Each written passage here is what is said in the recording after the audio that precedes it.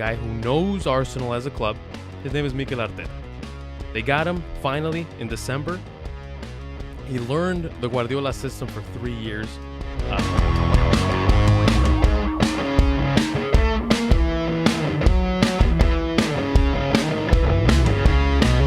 What's happening, everyone? Welcome to the very first episode of VMFC. Yes, indeed. My name is Alex Perez, and you can follow me on Twitter and on Instagram at AlexPerezFC. Finally, the day has come. We have so much to talk about, so much to discuss. A lot is going on. Soccer doesn't stop. It doesn't matter if it's the holidays or the middle of summer. It doesn't matter. Soccer does not stop. But before we begin discussing all these very interesting topics, we got to go through the most important things. We have to make those housekeeping notes, as Nick likes to say. First and foremost, you can follow us on Twitter and on Instagram at Veterans Minimum. You can like the Facebook page. Just look us up, Veterans Minimum Show. We will show up, no pun intended. YouTube.com/Veterans Minimum. It's very likely that you're watching this video on YouTube. So if you're not subscribed, what are you doing? Subscribe right now for more original content from Veterans Minimum. Subscribe to the podcast on Spotify and Apple Podcasts. Usually there are about 2 episodes a week. So if you like football, if you like basketball, all that stuff. Of course, the NFL playoffs are going wild right now. So if you're interested in that, go ahead and subscribe on Apple Podcasts and on Spotify. And of course, if you want to support Veterans Minimum, do so by signing up on Patreon, patreon.com/Veterans Minimum. The whole structure to Patreon changed completely. Nick explains it perfectly in a video. I believe it should be up by the time that this video is up. But regardless, I mean, patreon.com/Veterans Minimum, new tiers, a little bit of everything. I think that we're going wild. You see, I'm stuttering because the new structure for Patreon is just unbelievable. But all right, enough of this stuff. How about we talk about some football? Can you all think of a team that had a worse 2019 than the mighty Arsenal? Boy, oh boy, did they have a terrible 2019. They missed out on a Champions League spot twice. They had 2 opportunities to make it into the Champions League, and they didn't. They failed to win their last 3 games in the Premier League, putting them in 5th place, which obviously isn't a spot for the Champions League. And then they played the Europa League final, and they lost that too. So there was a lot of doubt around the Emirates and Unai Emery. Was he the correct choice for replacing Arsene Wenger? And then a lot of that turmoil carried onto this season that we're in right now. And Arsenal just, they looked terrible. The team was passive. They lacked intensity. It was just really bad. And then even the players started to get into it with each other. There was no chemistry, poor results. And then, of course, that led to Unai Emery getting sacked the day after Thanksgiving. Thank God he got sacked. Not so much for him. I'm pretty sure he's a good dude. I don't wish anyone unemployment. But, yeah, I think Arsenal needed a facelift. And then, of course, Freddie Ljungberg came in, and he replaced Unai Emery for a couple of weeks. But there was a lot of uncertainty around Arsenal. Of course, that uncertainty that carried on from the previous season. They just didn't really seem to have a structure or a direction in which they wanted to go. A lot of the fans were asking for Carlo Ancelotti, and they were asking for Massimiliano Allegri, to which I have to say, thank God you guys didn't get either of the two, because those are 2 completely different philosophies and ideologies compared to the ones that Arsenal has. And the styles would be completely different. It would be a styles clash. So I think Arsenal was well off by waiting and getting their man. And finally, it looked like everything appeared to click because they found a guy who's a former player, a guy who was an assistant manager for Pep Guardiola at Man City, a guy who knows Arsenal as a club. His name is Mikel Arteta. They got him finally in December. He learned the Guardiola system for 3 years, which is obviously more aligned to Arsenal's philosophy of good, entertaining football. And it just appeared to all click because, of course, I think it was pretty obvious for Arsenal fans, for management in Arsenal, and just for the players in general. It's obvious that Mikel Arteta is a long-term project. He's not an established manager. This is the very first coaching role that he has. So he's young, along with a very young team as well. And it really couldn't get any worse. I mean, the team was in shambles anyway. Why not give him a shot? Again, he knows the club. He knows the philosophy. He knows the ideology. Why not give him a chance? And they gave him a chance. And there was immediate change. There was immediate change within the team. First and foremost, Mikel Arteta was not afraid to be vocal on the sideline. Those moments in games where the crowd is kind of quiet whenever, they're passing the ball around. And you literally just hear that. You just hear, you literally just hear the players passing the ball around.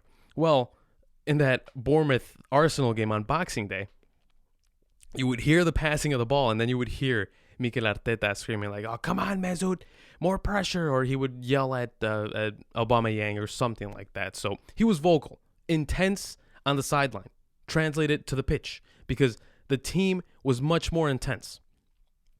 They stuck to a formation, which is something that Unai Emery couldn't do throughout his entire reign as Arsenal manager. He would play with a backline of 3, backline of 5, backline of 4. He would play with one striker, with 2. I don't know. He might have even played with a false 9, which is completely idiotic if he did. Don't judge me if he didn't, and I'm just saying this, but I really wouldn't doubt it.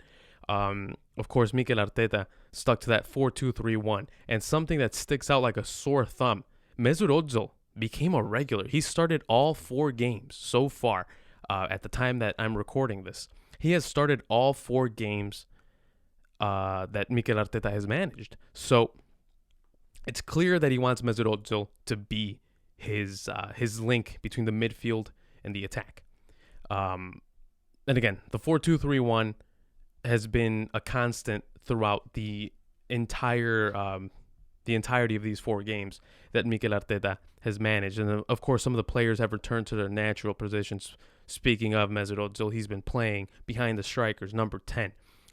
Lucas Torreira, of course, he's been playing in that defensive midfielder role that he didn't seem to play when he was managed by Unai Emery. Unai Emery, for whatever reason, had a fascination of Lucas Torreira attacking and being like a second or third striker, which was completely idiotic because you have one of the best defensive midfielders in the Premier League right there, and you have defensive problems, and you're not going to put him. That's a you problem. None of that with Mikel Arteta. Again, they're just much more intense, and the in-game adjustments. Even that game against Leeds in the FA Cup, they played like crap in the first half. It was pretty bad. But then in the second half, who knows what Arteta said? Who knows? Maybe all he could have said was, "Let's be a little bit more intense.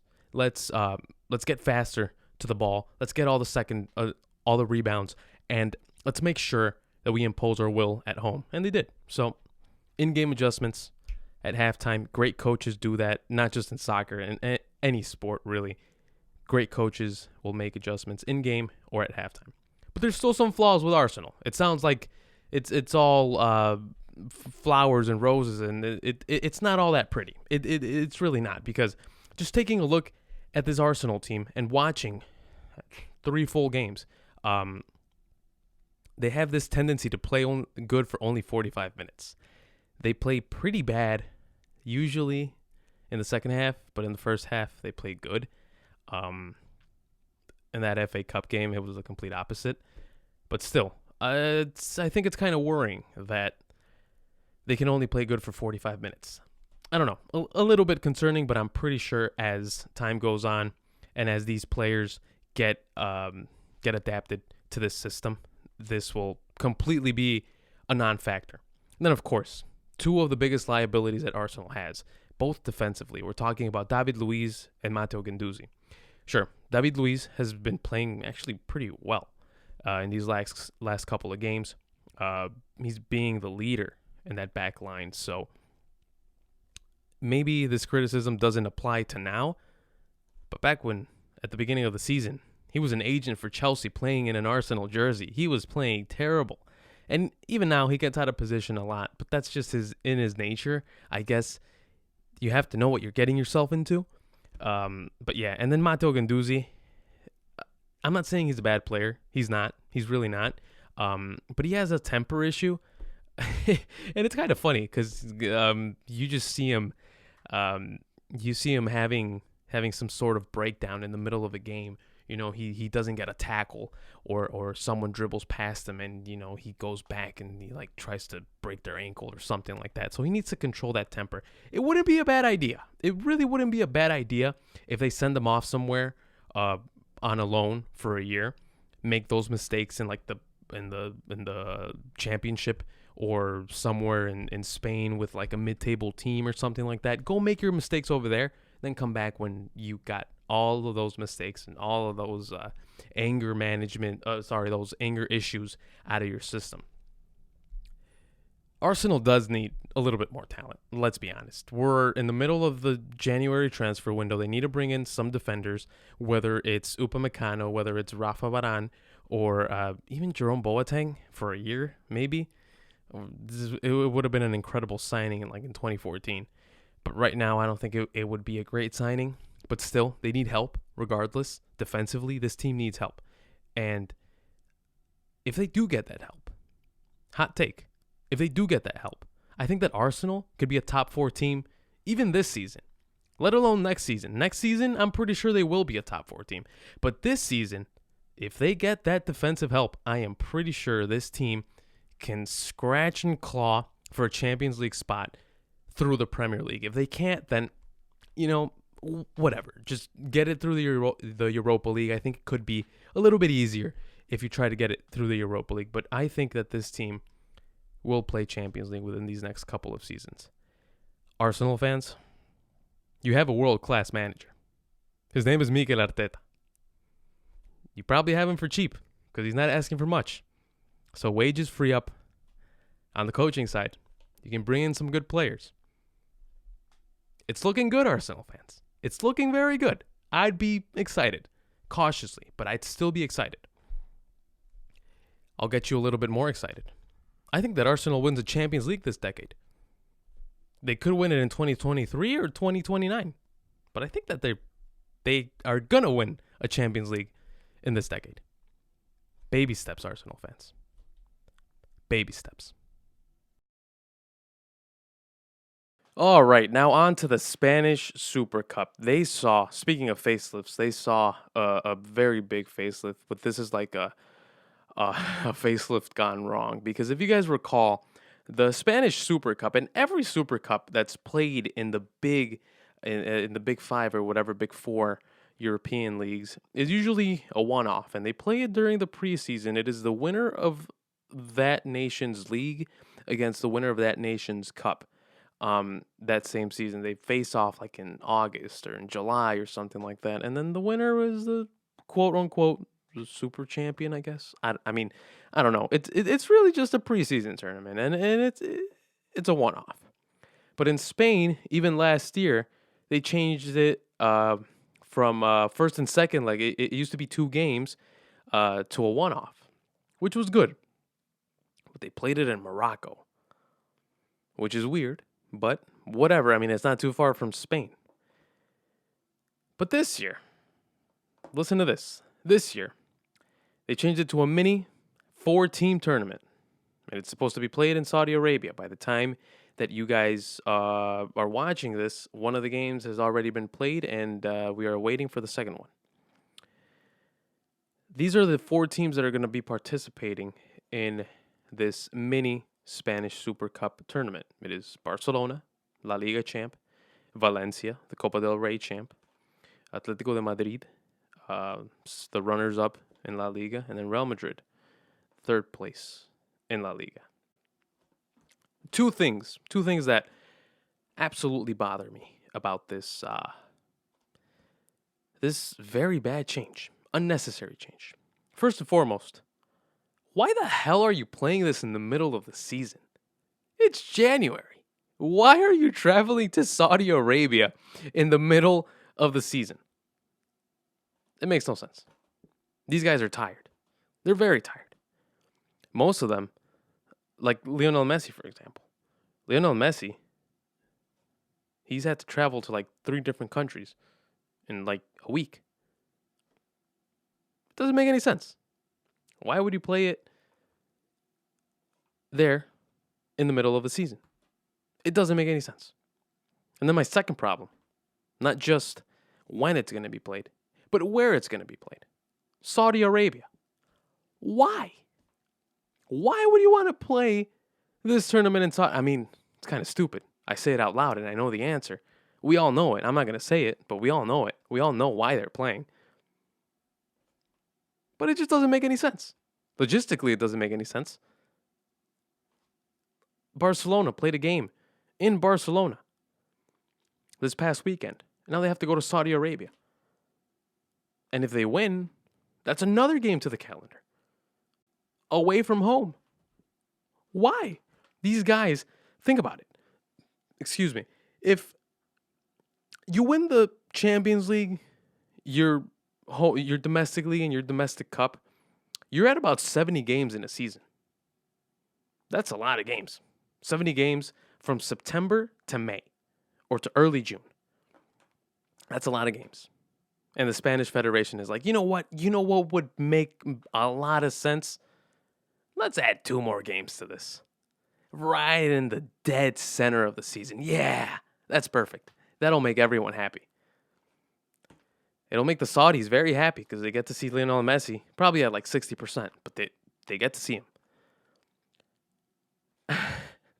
I mean, it really just doesn't make any sense. It doesn't make any sense. The Spanish Super Cup should be a preseason game to be played in Spain. Why don't you pick a location and play it there all the time? Like, for example, the Community Shield, that's the name of the English Super Cup. It's played a week before the Premier League starts, and it's played at Wembley. It's been played like that every single year for forever. Of course, there was some construction at Wembley, and then they ended up playing it in Cardiff. And then in 2012, they played it at, I think it was at Villa Park, with it, Aston Villa's stadium, I believe. But other than that, it's been played at Wembley forever. Why don't you just pick a location and play it there all the time? Why do you have to make it so complicated? Why? Listen, I'm not against globalization. I'm not. But why do we have to go to these countries to play the games? It doesn't make any sense. It doesn't make any sense. It doesn't make any sense to see these teams have to travel so much. Again, I'm not against globalization, but why? Why? Can't you just fly to Spain? I'm pretty sure the people that are hosting these games have a lot of money. Fly to Spain, make it a vacation. Don't make these players come to you. Make it a vacation, man. It's not that hard. Spanish Super Cup, every Super Cup, keep it as a preseason game. All right, guys. Well, here comes out the homer in me. Of course, if you guys don't know, I am from the Chicagoland area. I grew up in Chicago, and I wouldn't say that I'm a fan of Chicago Fire, but I do follow the team because it is my hometown team. So I just want to keep up, and mainly because I want to see the team do good, of course. I don't want to say that I have ties with this team, but I definitely would prefer them to succeed, right? But recently, Chicago Fire went through an identity shift, and we've been talking a lot about changing and identity shifts and all that on this first episode. But they went through an identity shift. First and foremost, they moved from SeatGeek Stadium in Bridgeview, Illinois, which is a suburb in the south of the state, and they went back to Soldier Field, which was their initial home. That's where they play their home games from like 98 to like 2006 or 2007, whatever. And then new owners came in. They were part of the reason why they went back to Soldier Field. Then a lot of big players left. Bastian Schweinsteiger, of course, world champion. He retired. Dex McCarty, a very important midfielder. He left. Alexander Katai, an excellent winger. He left. Nemanja Nikolic, so-so, but he scored. He left. So you have a lot of voids there that you have to fill. And not only that, then the team changes its name from Chicago Fire Soccer Club to Chicago Fire FC, which is like the cool thing to do. I mean, hell, the name of this show is VMFC. So they changed their name, VMFC, Chicago Fire FC, not VMFC. That's us. Along with the name change came the logo change. And the logo has caused a lot of controversy. People say it's the ugliest thing. I personally don't think it's too bad. Of course, I prefer the original one because it's one of the more unique logos in MLS. Because in MLS, it looks like every logo looks the same. That's just my take. But now with this new like minimalistic trend that is emerging, that's where Chicago Fire is going, and it looks like the only logo, the only unique logo left in the MLS has disappeared. And it's funny because Chicago Fire's Instagram page or their Twitter page or whatever, they post something. They post like, oh, the preseason, this is their schedule for the preseason. And people are like, oh, that's awesome. When are you guys going to change the logo? So it's always something like that. And a new coach is coming in as well.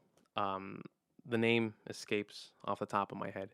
A new GM as well. The GM brought the coach, so that's good. That's a good sign. They're probably going to be on good terms. They've worked together before. So this change, I think it might go okay. It should be okay, despite the ugly logo or the not so pretty logo.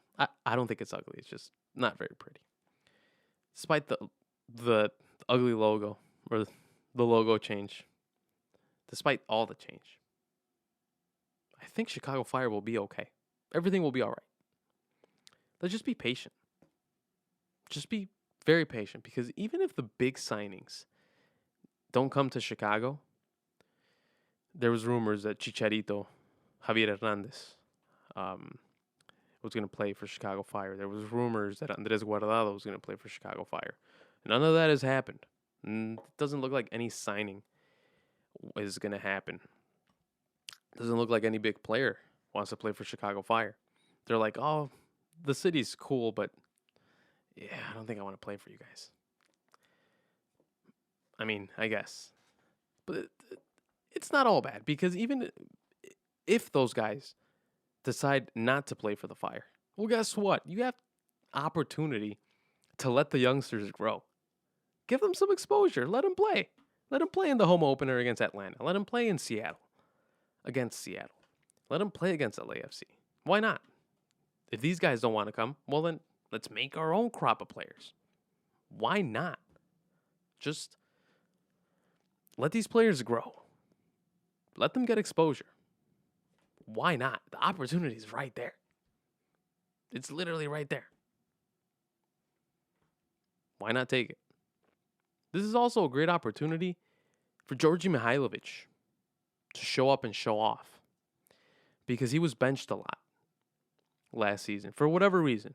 We don't know. But he was benched a lot.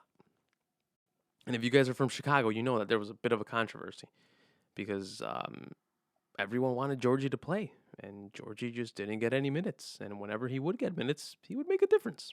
He was good. He's good. He's a very good player.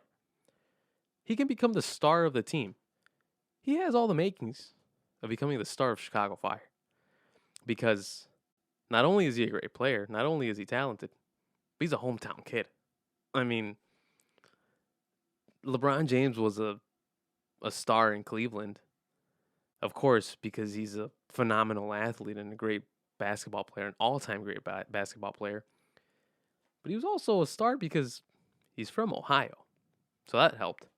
I can't imagine that the people from Chicago, the Chicago fans, can't get behind Djordje Mihailovic as they should, because he's a great player. Don't panic. Let's just take it for what it is. It can't get worse.